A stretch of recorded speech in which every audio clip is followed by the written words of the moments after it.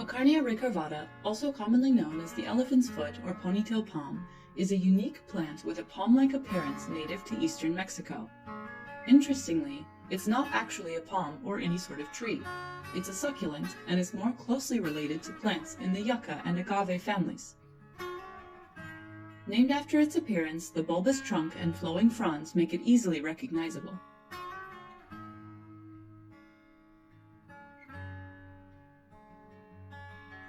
The ponytail palm is able to withstand extended periods of little or no rainfall, as they store water in their large caudex, which looks like a tree trunk. Because of this, it's important not to overwater this plant. There are several ways to water ponytail palms. You can water over the soil with a watering can or place your plant directly under the tap. Continue adding water to the pot until it starts to run out from the drainage holes. If you have a tray under the pot when watering, make sure you remove all the collected water afterwards. Make sure the pot is fully drained before replacing your plant.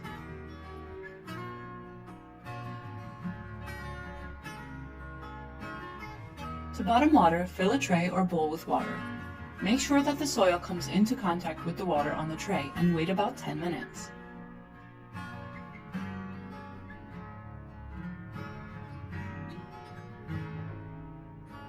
Feel the soil to see if it's absorbed enough water. If the soil is moist throughout, remove any excess water from the tray. If it's still dry, add more water to the tray and wait 20 more minutes before removing the excess.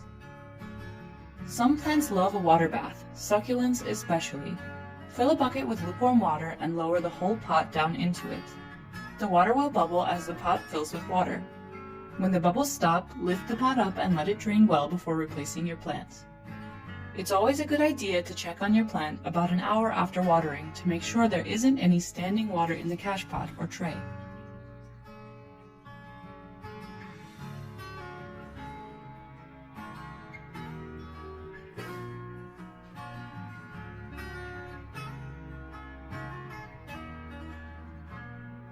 The ponytail palm, like any other plant, needs to be fertilized, but just a bit less. If your ponytail palm is registered in Planta, we will remind you when it's time to feed your plant. You can either use an all-purpose liquid fertilizer or a green plants fertilizer. Make sure to follow the instructions on the package to get the right concentration. These plants will also be happy if you use fertilizer sticks or another form of slow-release fertilizer. This type of fertilizer will release a small amount of nutrients each time you water your plant. The number of fertilizer sticks that are needed depends on the size of the pot and how concentrated the fertilizer is. Be sure to read the instructions for the one you choose. Start by moistening the soil. This will make it easier to push them down into the pot. If you have sensitive skin, be sure to wear gloves. You'll need to add more in 2 or 3 months, so if you've registered in Planta that you're using fertilizer sticks, we'll remind you when your ponytail palm needs a refill.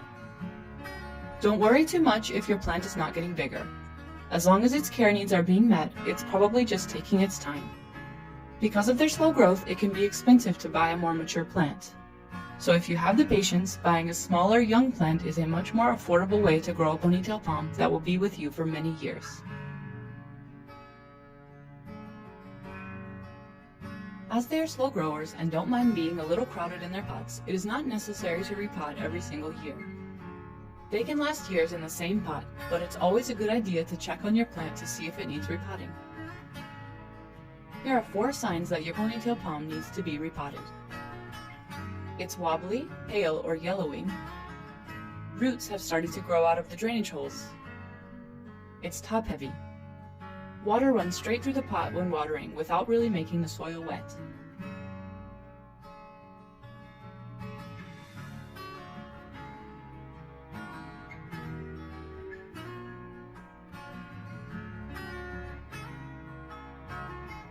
If your plant needs repotting, gently take hold of the plant and start to loosen the soil and roots. If it's very hard to get the pot off, gently run a knife around the edge of your pot to loosen it. You can also tap on the outside of the pot with a tool or on the table to remove the plant from the pot. Be sure to take a look at the roots of your plant. If anything is mushy or rotting, trim it off. If you find thick, coiled roots, you can loosen these or cut them off.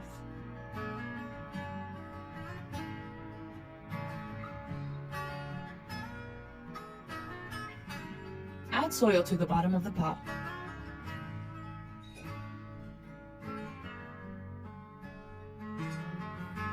Place the root ball in the pot so that the plant will sit a few inches below the rim.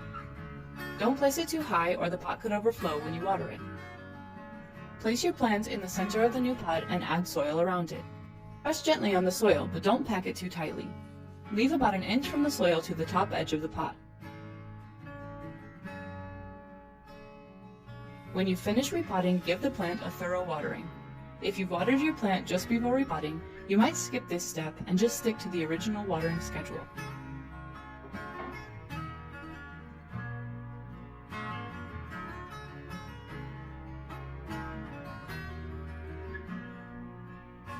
Repotting is stressful for plants. It can take up to a month before your plant is fully recovered. During this period, you'll want to make sure that you place the plant in a bright but sheltered place. Don't feed it. The new soil is filled with nutrients. Adding fertilizer can harm the already stressed out roots. If your plant doesn't need to be repotted, but the soil level is low or looking a bit tired, you can top it up with worm castings or new soil for added nutrients. These plants have narrow leaves that don't collect a lot of dust, but once every few months, it's a good idea to give your ponytail palm a cleaning. There are a few different ways you can clean your plant. Mist with a spray bottle or place the whole plant in the shower. Remember to use lukewarm water and avoid getting water in the soil if your plant doesn't need to be watered.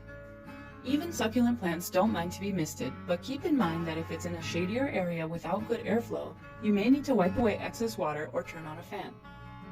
If you're short on time, just dust it off with a feather duster. Wiping each leaf individually takes more time, but it is a great way to give your plant a thorough looking over for pests or other issues.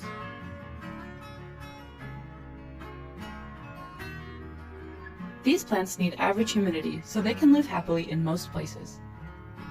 Just be sure to keep them away from radiators, which will dry out the leaves.